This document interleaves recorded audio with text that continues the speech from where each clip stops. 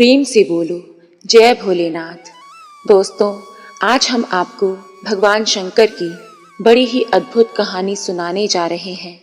एक बार भगवान भोलेनाथ पृथ्वी लोक पर भ्रमण के लिए गए तो उन्होंने एक युवा को देखा। वो ईश्वर को दोष देता जा रहा था। वो अपने जीवन से निराश था। तब भगवान शंकर महात्मा का रूप धारण करके उस युवा को असली दुख के बारे में ज्ञान देते हैं। दोस्तों, इस कहानी के माध्यम से समझते हैं कि असली दुख क्या होता है, परंतु उससे पहले आपसे निवेदन है कि इस कहानी को पूरा सुनिए। इस कथा को पूरा सुनने से मन चाहे फल की प्राप्ति होगी। दोस्तों, सुख और दुख एक सिक्के के दो पहलू हैं। ये बात तो आप जानते ही हैं कि सुख और दुख हमारे जीवन में लगातार आते ही रहते हैं और हमें लगता है कि हमारे जीवन में हजारों दुख हैं, हजारों समस्याएं हैं। लेकिन अगर आप वास्तविक तौर पर देखें तो आप पाएंगे कि हमारे जीवन में केवल एक ही दुख होता है। और वो दुख क्या है, आज हम इस कहानी के माध्यम से जानेंगे।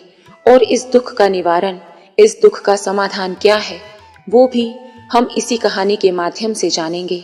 तो मित्रों, इस कहानी में अंत तक बने रहिए। एक समय की बात है, एक गांव में एक व्यक्ति रहता था। उसका नाम सोमनाथ था। वो अपने जीवन से बहुत निराश था। उसका कारण ये था कि अब तक उसने अपने जीवन में कुछ भी हासिल नहीं किया था। वो कोई काम नहीं करता था। उसके घर वाले भी चाहते थे कि वो बाहर जाकर कोई काम करे, कोई अच्छी नौकरी करे।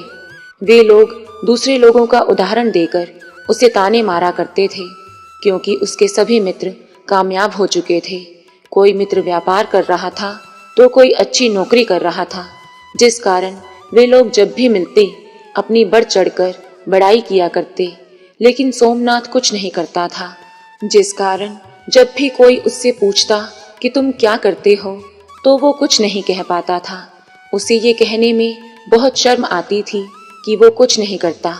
देखते ही देखते अब ऐसा समय आ चुका था कि सोमनाथ सभी लोगों से मुंह छिपाता फिरता है, ताकि कोई उससे ये ना पूछ ले कि तुम करते क्या हो, जिस कारण वो कभी किसी के सामने नहीं आता था। धीरे धीरे वो बहुत दुखी रहने लगा, बहुत निराश रहने लगा। उसे ऐसा प्रतीत होता था कि मानो वो इस धरती पर बोझ है, जिस कारण वो स्वयं को बहुत अकेला महसूस करता था। एक दिन उसके मन में विचार उत्पन्न होने लगे कि मेरे हाथों में कुछ भी नहीं है तो मैं क्या कर सकता हूँ। वो अकेले बैठकर रोता रहता और अपनी किस्मत को दोष देता। एक दिन वो घर से निकलकर कहीं जा रहा था। तभी उसने रास्ते में देखा कि एक महात्मा लोगों को प्रवचन दे रहे हैं और प्रवचन में दुख की बात कर रहे हैं। सोमनाथ कुछ देर के लिए वहीं छिपकर खड़ा हो गया ताकि कोई उसे देख ना ले। वो चुपचाप उन महात्मा की बात सुन रहा था। महात्मा सभी को प्रवचन में कह रहे थे कि हमारा सबसे बड़ा साथी दुख है। हमें अपने जीवन के बारे में दुख ही समझाता है और हमें ऐसे ही जीने का तरीका बताता है। दुख हमारे गुरु की तरह होता है, जिससे हमें सीखना चाहिए। आप चाहें तो अपने जीवन में अपने दुखों को अपना गुरु बना सकते हैं और उससे सीख सकते हैं, या फिर आप चाहें तो अपने दुखों पर बैठकर रो भी सकते हैं। लेकिन इससे आपको कोई लाभ नहीं मिलेगा, बल्कि आप दिन ब दिन कमजोर होते जाएंगे, निराश होते जाएंगे। सोमनाथ छिप छिप कर उनकी ये सारी बातें सुन रहा था। जैसे ही उपदेश खत्म हुआ, वो उन महात्मा के पास पहुंचा, उन्हें प्रणाम किया और कहने लगा कि हे महात्मा, अभी आप कुछ देर पहले दुख को हमारा गुरु बता रहे थे, लेकिन मैं भी अपने दुखों से बहुत परेशान हूँ, अपने जीवन से दुखी हूँ। मैंने अब तक जो दुख झेले हैं, मुझे तो ऐसा कभी प्रतीत नहीं हुआ कि मेरे दुख मुझे कुछ सिखा रहे हैं, बल्कि मुझे तो हमेशा यही लगता है कि वो मुझे पीड़ा दे रहे हैं। लेकिन दुख की पीड़ा बहुत भयंकर होती है। ऐसा लगता है कि अब इसके बाद हमारा जीवन समाप्त हो जाएगा। जब लोग मुझे ताने मारते हैं तो मन को बहुत ठेस पहुंचती है और मैं उनसे कुछ नहीं कह पाता। सोमनाथ की ये सारी बात सुनकर वो महात्मा उसे कहते हैं कि तुम्हें क्या तकलीफ है। सोमनाथ ने अपने ऊपर बीती सारी बातें उन्हें बता दी और कहने लगा कि हे महात्मा, क्या आपके पास मेरे दुख का कोई समाधान है। सोमनाथ की ये बात सुनकर वो महात्मा मुस्कुराने लगे और सोमनाथ से कहने लगे कि बेटा, जब तुम्हारे जीवन में कोई असली दुख आए तब तुम मेरे पास आना, मैं इसका समाधान तुम्हें अवश्य बताऊंगा। अब उन महात्मा की बात सुनकर सोमनाथ अचरज में पड़ गया। उसे समझ नहीं आ रहा था कि क्या अब तक उसने जो दुख झेला है वो असली दुख नहीं है, जो तकलीफें उठाई हैं क्या वो असली दुख नहीं है। फिर वह मन ही मन अपने आप से कहने लगता है कि जब मुझे मेरे अपने ही नहीं समझ पाए तो ये महात्मा क्या समझेंगे। ये सोचकर वो वहां से चला गया। सभी लोगों के ताने सुन सुनकर सोमनाथ बहुत थक चुका था। वो बहुत निराश था, जिस कारण उसने ये फैसला किया कि वो कुछ करके दिखाएगा। उसने अपने पिता से कुछ पैसे लिए और उन पैसों से उसने एक व्यापार शुरू किया। उसके पिता बहुत खुश थे कि कम से कम मेरा बेटा कुछ करने की कोशिश तो कर रहा है, लेकिन उसे व्यापार में कोई सफलता नहीं मिल रही थी, जिस कारण वो बहुत ही हताश हो चुका था। उसे समझ नहीं आ रहा था कि वो क्या करे, किस तरह अपने व्यापार को आगे बढ़ाए। तभी उसके पिता ने कहा कि बेटा, कोई बात नहीं, इसी तरह से प्रयास करते रहना, आज नहीं तो कल सफलता अवश्य मिलेगी। सोमनाथ ने अपने पिता की बात मानी और अपने व्यापार में और भी कड़ी मेहनत करने लगा। धीरे धीरे उसे सफलता मिलनी शुरू हो गई और देखते देखते 3 साल बीत गए। इन 3 सालों में वो एक बहुत बड़ा व्यापारी बन चुका था। उसके पास धन दौलत की कोई कमी नहीं थी। जो लोग उसे नापसंद किया करते थे अब उसे पसंद करने लगे, उसकी चिंता करने लगे, उसके कार्यों की प्रशंसा करने लगे। उसके माता पिता भी अपने बेटे पर गर्व करने लगे। उसकी सफलता से वे बहुत प्रसन्न थे। धीरे धीरे सोमनाथ के मित्रों की संख्या बढ़ने लगी। सोमनाथ के मित्रों ने उसे ये भी सलाह दी कि उसे अपना व्यापार अब और भी फैलाना चाहिए। उन्होंने कहा कि जब तुम आज केवल इस नगर के सबसे बड़े व्यापारी हो तो तुम्हारे साथ सभी लोग हैं। अब तुम सोचो, जब इस राज्य के सबसे बड़े व्यापारी बन जाओगे तब यहाँ पर तुमसे मिलने के लिए लोगों की भीड़ लग जाएगी। यहाँ तक कि इस राज्य का राजा भी तुमसे मिलना चाहेगा। सोमनाथ को अपने दोस्त की ये बात बहुत पसंद आई। उसने बिना समय गवाए अपने व्यापार में और मेहनत करनी शुरू कर दी। लेकिन अब की बार उसके मन में धीरज नहीं था। उसने व्यापार फैलाने की इच्छा से कई अनुचित कदम उठाए ताकि वो जल्द से जल्द अपने व्यापार का विस्तार कर सके। उसने अधिक मात्रा में धन उधार ले लिया, जिससे उस पर काफी ऋण हो चुका था और ज्यादा मुनाफा कमाने के चक्कर में उसने अपने माल की गुणवत्ता को खराब कर दिया था, जिससे उसके माल में अब वो बात नहीं रही थी जो पहले हुआ करती थी। लेकिन वो अपने मित्रों की बात मानता रहा। जैसा उसके मित्र कहते थे वो करता रहा। व्यापार को तीव्रता से बढ़ाने के लिए उसने छोटे व्यापारियों के खिलाफ षड्यंत्र रचने शुरू कर दिए। अब उसके मन में पहले जैसा सुकून नहीं था। उसे रातों की नींद नहीं आती थी। बस एक ही विचार चलता रहता कि किस तरह उसका व्यापार पूरे राज्य में फैल जाए और वो इस राज्य का सबसे बड़ा व्यापारी बन जाए, जिस कारण वो दिन रात इसी मेहनत में लगा रहता था। हालांकि उसके पास अब बहुत कुछ था, धन दौलत, अच्छा घर, गाड़ियां, नौकर चाकर और सुख सुविधाएं, लेकिन उसके बावजूद इन चीजों का वो लाभ नहीं उठा पा रहा था, क्योंकि उसका ध्यान केवल व्यापार को बढ़ाने की तरफ था। एक दिन जब सोमनाथ कहीं जा रहा था तो रास्ते में उसे गुरुवर का आश्रम मिला।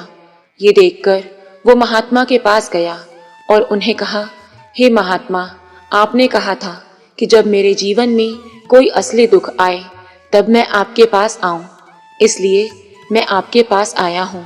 मैं दुखी हूं, रातों को सो नहीं पा रहा। सब कुछ होते हुए भी मैं जीवन का आनंद नहीं उठा पा रहा। उसने सारी बात उन महात्मा को बताई। तब महात्मा कहने लगे कि बेटा, जब तुम पहली बार आए थे तब भी तुम दुखी थे, लेकिन तब तुमने अपने दुख से क्या सीखा था? इसके जवाब में सोमनाथ कहता है, गुरुवर, जब मैं अपने जीवन में कुछ नहीं कर पा रहा था, तब मैंने ये सीखा कि केवल सोचने मात्र से कुछ नहीं होगा, उसके लिए कुछ करना पड़ेगा। कोई काम शुरू करना ही हमें सफल नहीं बनाता, उस काम को उसके अंजाम तक पहुंचाना हमें सफल बनाता है।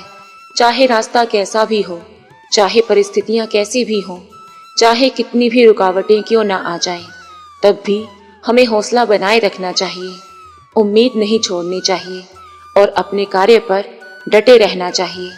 ये सोचकर कि जब तक मैं अपने कार्य को सफल नहीं कर लेता, जब तक मैं अपना लक्ष्य हासिल नहीं कर लेता, मैं ये काम करता रहूंगा। सोमनाथ की ये बात सुनकर महात्मा मुस्कुराए और कहने लगे, बेटा, जब जीवन में असली दुख आए तब तुम मेरे पास आना, मैं तुम्हारी समस्या का अवश्य समाधान करूंगा। इतना कहकर महात्मा उठकर चले गए।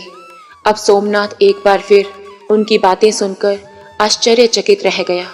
उसे समझ नहीं आ रहा था कि असली दुख आखिर है क्या, इसकी पहचान क्या है, मुझे कैसे पता चले कि असली दुख क्या है। ये सब सोच ही रहा था, तभी महात्मा सोमनाथ के पास एक बड़ा सा घड़ा लेकर पहुंच जाते हैं। उसमें सोने के सिक्के थे और उस घड़े को सोमनाथ के हाथ में देते हुए कहते हैं, बेटा, तुम इसे उस मिट्टी के नीचे दबा दो, क्योंकि ये मेरे किसी काम के नहीं है। जब मुझे इनकी जरूरत पड़ेगी तब मैं वहां से निकाल दूंगा, लेकिन अभी के लिए इसे वहां मिट्टी के नीचे दबा दो। सोमनाथ ने महात्मा की बात मान ली और वो घड़ा मिट्टी के नीचे दबा दिया। फिर महात्मा को प्रणाम करके अपने घर की ओर लौट आया। समय बीतता गया और बीतते समय के साथ साथ सोमनाथ व्यापार में और भी ज्यादा उन्नति कर चुका था, परंतु अब उसके माल की गुणवत्ता कम हो चुकी थी, जिस कारण उसके व्यापार में उसे घाटा होने लगा और ऐसा समय आ गया कि उसका व्यापार पूरी तरह से ठप हो गया। उसके पास अब कुछ नहीं बचा, बल्कि उसके सिर पर कर्ज चढ़ गया। लेकिन उसे इस बात का धीरज था कि जितना भी कर्ज उसने लिया है अपने मित्रों से लिया है और उन्हें लौटाने में थोड़ी देर वो कर सकता है। वो ये सोच ही रहा था कि उसके मित्र उसके बुरे समय में उसका साथ देंगे, लेकिन सबसे पहले ही उसके मित्रों ने कर्ज वापस लौटाने की मांग करनी शुरू कर दी। फिर सोमनाथ को एहसास हुआ कि कोई भी अपना नहीं है। उसने थोड़े समय की मोहलत मांगी, लेकिन किसी भी मित्र ने कर्ज लौटाने के लिए कोई मोहलत नहीं दी, बल्कि वे लोग उसे जान से मारने की धमकी देने लगे। अपने मित्रों के मुंह से ये बात सुनकर सोमनाथ बड़ा आश्चर्यचकित रह गया। जो व्यापार के चलते उसके इतने मित्र बने थे, इतने शुभचिंतक बने थे, वे सब उससे दूर जाने लगे। हर कोई उससे पीछा छुड़ाना चाहता था, कोई उसका साथ नहीं देना चाहता था। उसकी सारी संपत्ति नीलाम हो गई। अब उसके पास कुछ नहीं बचा। वो सड़क पर आ चुका था। हार मानकर उसने अपने माता पिता से कहा, पिताजी, मेरी मदद कीजिए, मेरे ऊपर बहुत ऋण है, मुझे लौटाना है, कृपा करके मुझे कुछ धन दे दीजिए। इस पर उसके पिता ने कहा, बेटा, हमारा तो बस ले देकर यही छोटा सा घर है, यदि मैं इसे भी बेच दूंगा तो हम कहाँ जाएंगे, हमें दर दर की ठोकरें खानी पड़ेंगी, सड़कों पर भीख मांगनी पड़ेगी, इसलिए मैं तुमसे क्षमा मांगता हूँ। अपने माता पिता के मुंह से ये बात सुनकर सोमनाथ चुपचाप वहां से चला गया और मन ही मन सोच रहा था कि मेरा सब कुछ लुट गया, अब मैं जीकर क्या करूँगा। मेरे पास अब एक ही रास्ता है जिससे मैं कर्जदारों से मुक्ति पा सकूं। ये सोचता हुआ वो एक ऊंचे पहाड़ पर पहुंच जाता है। तभी उसके मन में ख्याल आया कि महात्मा ने कहा था कि जब तुम पर असली दुख आए तो मेरे पास आना, मैं तुम्हारी समस्या का समाधान अवश्य करूंगा। ये सोचकर सोमनाथ के मन में एक बार फिर से उम्मीद की लहर दौड़ पड़ी। सोमनाथ जल्दी से महात्मा के पास पहुंचा और प्रणाम करके अपनी आप बीती उन्हें सुनाई। महात्मा सोमनाथ की बात सुनकर मुस्कुराने लगे और बोले, बेटा, कहाँ है असली दुख? जब तुम्हारे जीवन में असली दुख आएगा तो मैं उसका समाधान अवश्य करूंगा। महात्मा के मुंह से ये बात सुनकर सोमनाथ के सब्र का बांध टूट गया। उसने उन्हें कहा कि हे महात्मा, असली दुख क्या होता है? क्या मैंने जो तकलीफें सही हैं वो दुख नहीं है? सोमनाथ की बात सुनकर महात्मा मुस्कुराने लगे और उस जगह पर पहुंचे जहां सोमनाथ ने सोने के सिक्कों से भरे उस घड़े को दबाया था, और महात्मा ने उस घड़े को निकालते हुए सोमनाथ के हाथ में पकड़ा दिया और कहा कि जब जीवन में असली दुख आए तब मेरे पास आना, मैं उसका समाधान अवश्य करूंगा। सोमनाथ अभी भी आश्चर्य में था। उसे समझ नहीं आया था कि आखिर असली दुख क्या है, लेकिन उसने अपने हाथों में उस घड़े को देखा जिसमें सोने के सिक्के भरे थे। उसे लगा, चलो अब थोड़ी सी राहत अवश्य मिल जाएगी, मैं अपना कर्ज उतार लूंगा। ऐसा सोचते हुए महात्मा को प्रणाम करके वो अपने घर की ओर चल दिया। अब उन सोने के सिक्कों से उसने सभी का कर्ज लौटाया और फिर से अपने लिए नया व्यापार शुरू किया। व्यापार छोटा था, लेकिन अब की बार वो बहुत खुश था, क्योंकि वो ईमानदारी के साथ अपने व्यापार को कर रहा था। देखते ही देखते वो फिर से एक बड़ा व्यापारी बन गया। इस बार उसे अलग ही खुशी थी, क्योंकि उसके मन में कोई लालच नहीं था, कोई षड्यंत्र नहीं था, बल्कि पूरी ईमानदारी और मेहनत के साथ वो अपना व्यापार कर रहा था। लेकिन ये जीवन तो दुख और सुख का संगम है। सभी को सुख और दुख से गुजरना पड़ता है। इसी कारण सोमनाथ के जीवन में एक और दुख उत्पन्न हुआ। उसके माता पिता की मृत्यु हो गई। वो अपने माता पिता को बहुत प्रेम करता था। उनकी मृत्यु पर उसे बहुत आघात पहुंचा। अंतिम बार उन्हें देखते हुए उसके मन में हजारों सवाल पैदा हो गए।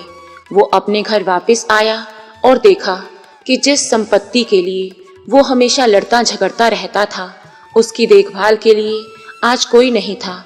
उसके माता पिता ने जो भी मेहनत करके इकट्ठा किया था वो सब यहीं रह गया।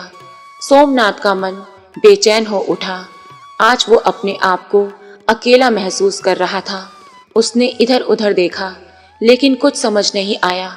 उसे महात्मा की याद आई और भाग भाग कर उनके पास पहुंच गया। उसे देखते ही उन्होंने सोमनाथ से सवाल किया कि बेटा क्या बात है, क्या फिर से कोई दुख आन पड़ा?